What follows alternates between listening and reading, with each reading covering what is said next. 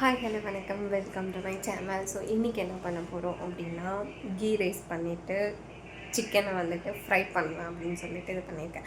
Chicken fry பண்ணுறதுக்கு வந்துட்டு முன்னாடி நான் வந்து சிக்கனை வந்து குக் பண்ணிவிட்டு அதை வந்துட்டு கொஞ்சம் கொஞ்சமாக வந்துட்டு பிரித்து வச்சுட்டு அதில் சில்லி தூள் அந்த மசாலா ஐட்டம்ஸ்லாம் மிக்ஸ் பண்ணி வச்சுட்டு நம்ம இப்போ வந்துட்டு ஆயிலில் வந்து பொரிச்சு வச்சிடலாம்.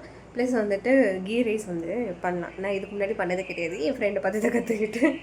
ஸோ அதில் வந்துட்டு ரைஸை போட்டுட்டு கொஞ்சமாக கீ போட்டு அப்புறம் மசாலாஸில் இருக்கும்ல அந்த இதெல்லாம் இன்க்ரீடியன்ட்ஸ் எல்லாமே அதில் போட்டுட்டு நம்ம குக் பண்ணிவிட்டு அவ்வளோதான், அது முடிஞ்சிடும். சரி, எப்படி இருக்குன்னு பார்க்கலாம், டேஸ்ட் எப்படி இருக்குன்னு பார்க்கலாம். Okay, by by. சிக்கன் பண்ணியிருக்கேன், எப்படி இருக்குன்னு பார்க்கலாமா?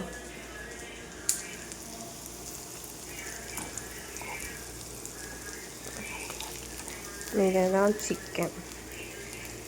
பார்க்கவே நல்லா டெம்ட் ஆகுது, சாப்பிட்டு பார்க்கலாம் எப்படி இருக்கேன்ட்டு.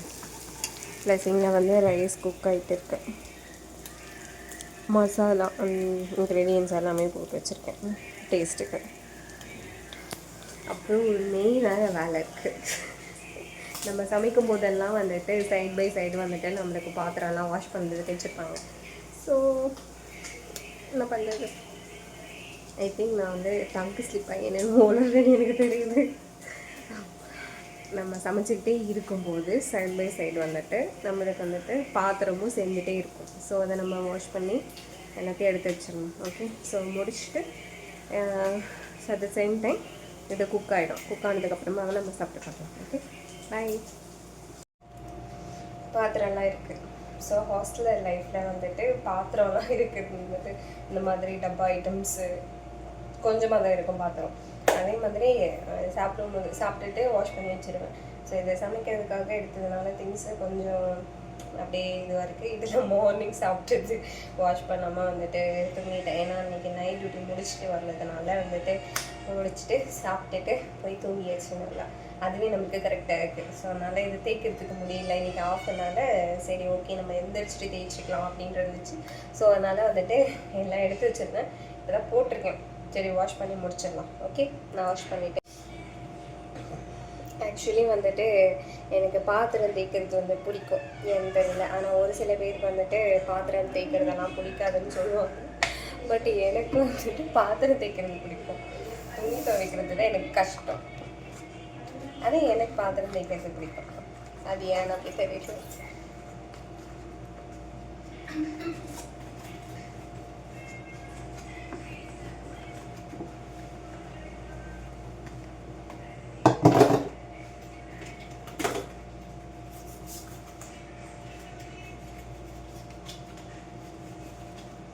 மேபி இந்த பபுள்ஸ் எல்லாம் பார்க்குறதுனால எனக்கு பிடிச்சிருக்கா என்னன்னா எனக்கு தெரியல, பட் எனக்கு பிடிக்குது. எங்கள் இதுலேயே வந்துட்டு எங்கள் ரூம்லேயே வந்துட்டு நான் இன்னொருத்தர் இருந்தோம். அவள் டியூட்டிக்கு நான் டியூட்டிக்கு கிளம்பிட்டான். ஸோ ஒரு ½ an hour கிட்ட தனியாக மட்டும் தான் வந்து நான். இப்போ எல்லோரும் 1 by 1 வர ஆரம்பிச்சிட்டாங்க. டியூட்டி முடிச்சுட்டு எல்லோரும் வந்துட்டாங்கன்னா கையமையான்னு சவுண்டு பயங்கரமாக இருக்கும்.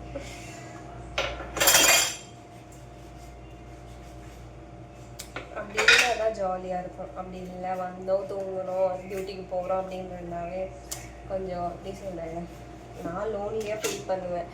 எனக்கு அந்த மாதிரி வேணாம், ஃபுல்லாக ஜாலியாக இருக்கணும். அந்த மாதிரி தான் எனக்கு பிடிக்கும்.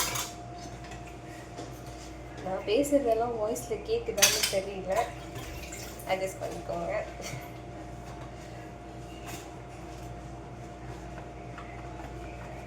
ஏன்னா வீடியோக்காக வந்துட்டு ப்ராப்பர் எக்யூப்மெண்ட்ஸே எங்கிட்ட இல்லை, 1 by 1 வாங்கணும்.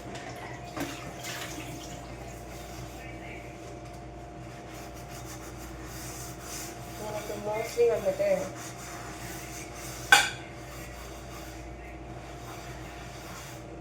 பாத்திரம் தேய்க்காதது வளர்றேன் நான். ஒரு சில பாத்திரம் தேய்க்கிறதுக்கு பிடிக்காது. என்ன மாதிரி அப்படின்னா, தேஞ்சி போன பாத்திரம் தேய்க்க பிடிக்காது, பால் பாத்திரம்லாம் தேய்க்க பிடிக்காது. எனக்கு இந்த கிளாஸ் ஐட்டம்ஸு அப்புறம் பீங்கான் ஐட்டம்ஸ் இந்த மாதிரி ஐட்டம்ஸ் எல்லாம் வந்துட்டு தேய்க்கிறதுக்கு பிடிக்கும். என்னடா வந்துட்டே இருக்குது அப்படின்ற மாதிரி இருக்கு. வந்த புதுசில் சாப்பாடு வச்சு நல்லா தீய வச்சாச்சு. அது போக வைக்கிறதுக்கு நான் பட்ட கஷ்டம் இருக்கே. ஐயோ, அம்மாவுக்கு கால் பண்ணி அதை எப்படி போக வைக்கிறது கேட்டு டிப்ஸ் எல்லாம் வாங்கி ஒரு அளவுக்கு போக வச்சிருக்கேன். பட் அது போக மாட்டேங்குது.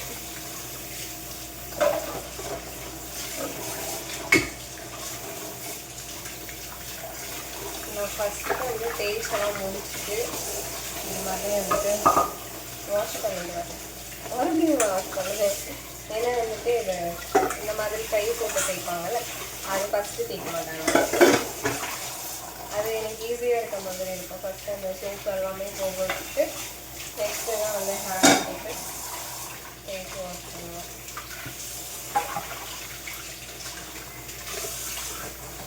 இந்த இது ஃபுல்லாக டப்பாவாக இருக்குன்ட்டு பார்க்கறதுக்கு இதெல்லாம் வந்துட்டு நான் சமைச்சது என்னன்னு இருந்தது. என்னோட ஃப்ரிட்ஜு 3 மெம்பர்ஸ்க்கு கொடுத்துருக்காங்க. ஸோ அதனால் வந்துட்டு நம்ம அப்படியே சமைச்ச பாத்திரத்தே உள்ள வைக்க முடியும். இந்த மாதிரி வந்துட்டு பிளாஸ்டிக்கில் வச்சுக்கிட்டா நம்மளுக்கு வந்து கம்மியாக இருக்கும். ஸ்பேஸ் வந்துட்டு கம்மியான இடமா கொடுப்பாங்க.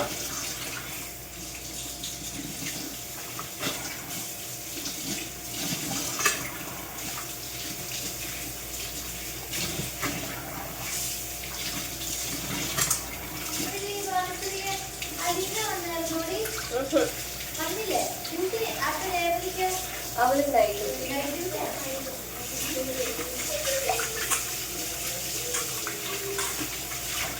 இப்போ ஸ்டார்ட் பண்ணிடுச்சு.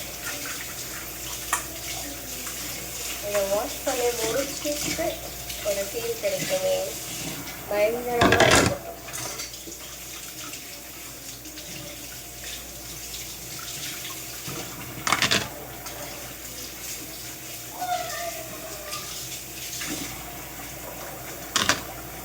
வாஷிங் மிஷின் மேலே வச்சு ட்ரை பண்ணிடுவாங்க. பண்ணிவிட்டு நம்ம பிளேஸ்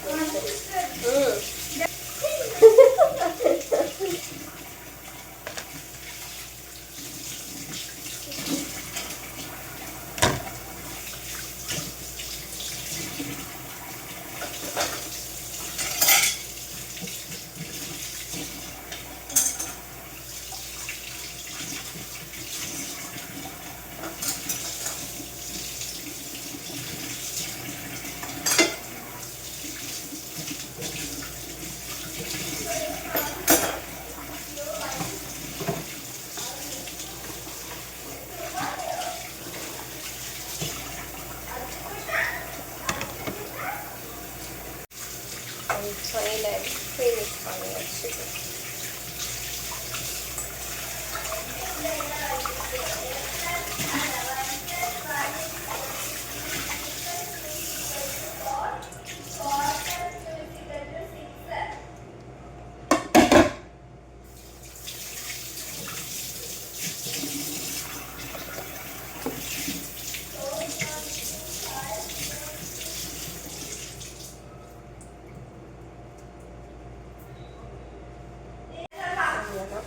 முடிஞ்சிருச்சு.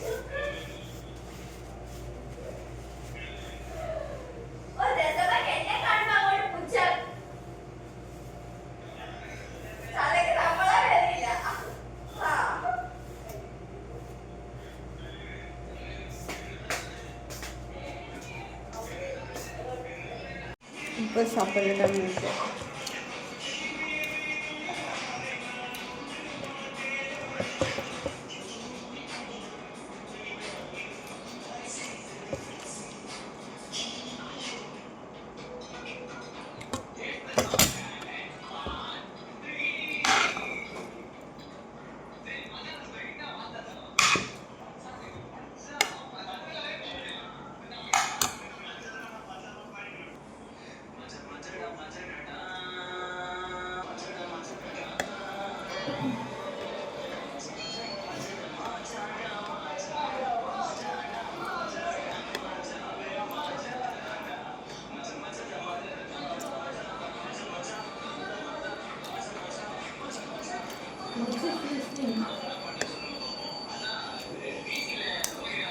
சரி டேஸ்ட்.